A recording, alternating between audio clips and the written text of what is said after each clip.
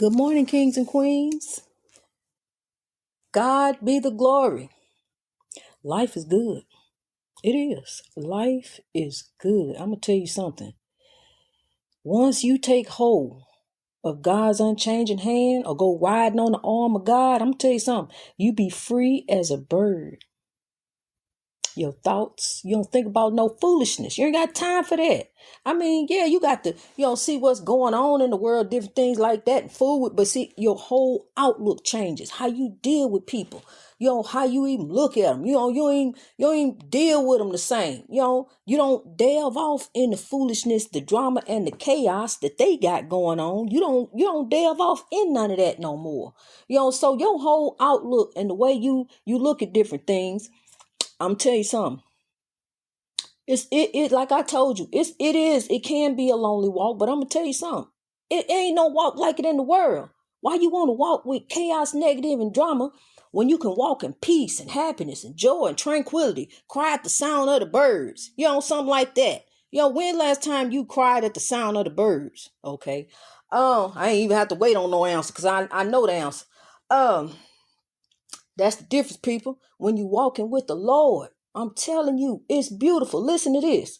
Now, when I'm not on the podcast, when I'm not on the Facebook ministry, or doing something for one of my children that I have to do, I am listening to my episodes. I am meditating to the Lord.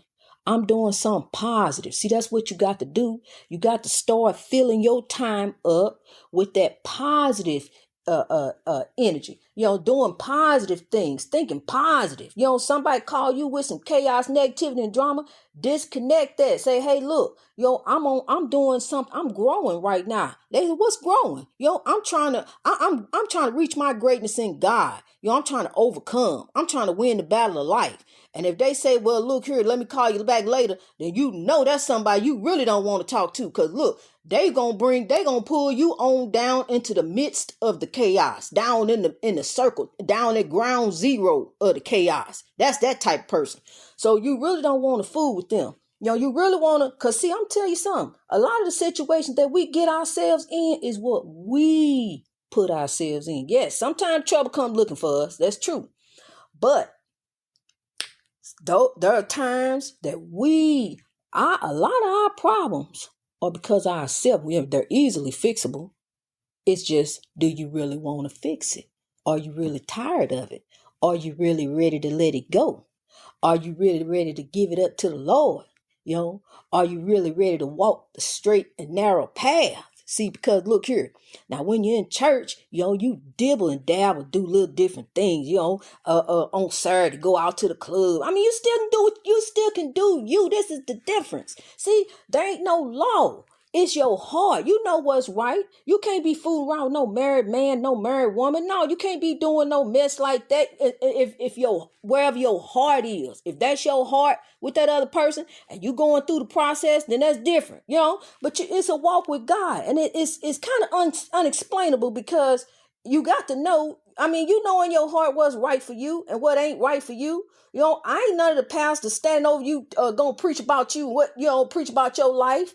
I'm telling you my life, how I overcame my oppression, my testimony, and it's a daily testimony because I go through stuff daily, and still go through stuff, and then, you like when the pastor can relate to you, somebody you talking to can relate to you and telling you how to overcome and how you can win, how you can defeat the evil and defeat the devil, and come out a king or a queen, come out with your greatness. You don't want to go and listen to no foolishness. Who got time for that? Ain't nobody got time for that. Seriously. Don't nobody got time for no foolishness. When you trying to go and hear a word from God, when you going into a house of worship, you want to hear a word from God. You don't want to sit around. You got to come in here and sit around the midst of chaos. You got to hear the baby crying.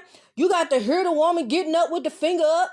You got to see all this negativity and drama going on, these sidewise stares and looks at you, different things, while you trying to keep your eyes up in the pulpit, focus on the Lord.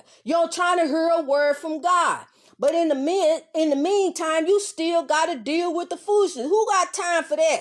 You want to just hear straight from the Lord.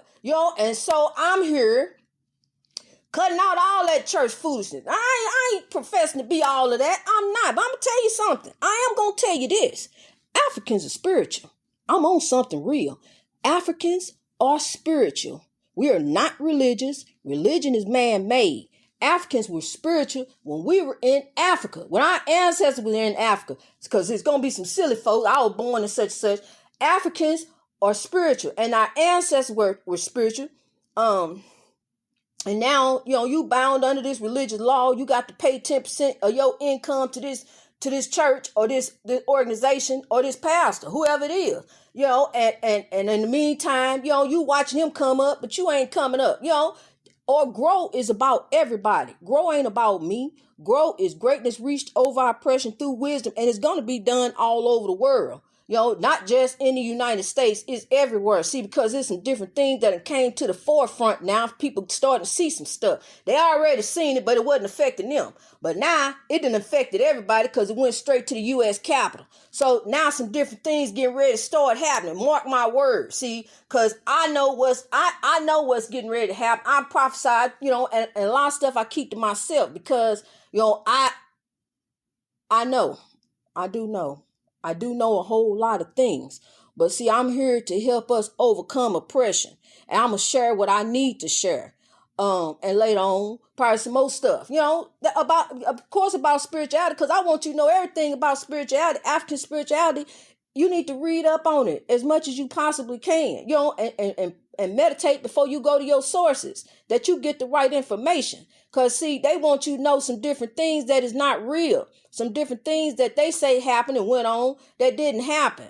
And I know exactly how it went down, exactly how it happened, exactly how the people were being taken care of. It ain't like what it is now. We wasn't over there starving. Our ancestors wasn't over there starving and all this and other stuff. See, politics got involved, greed, and these people right here don't realize that they got an appointment day and time. Whoever you oppressing, whoever you dealing with, whoever you doing and you doing wrong, don't think that you the only one that know about it. It's other people that know. You don't think that nobody sees and nobody know, but it's spirits that are watching. These spirits are not asleep. They ain't resting. That's why everybody say that. Rest in peace. So they think ain't nobody looking and seeing what you're doing. But I'm telling you right now, you are not alone. Even when your loved one pass on, they ain't gone.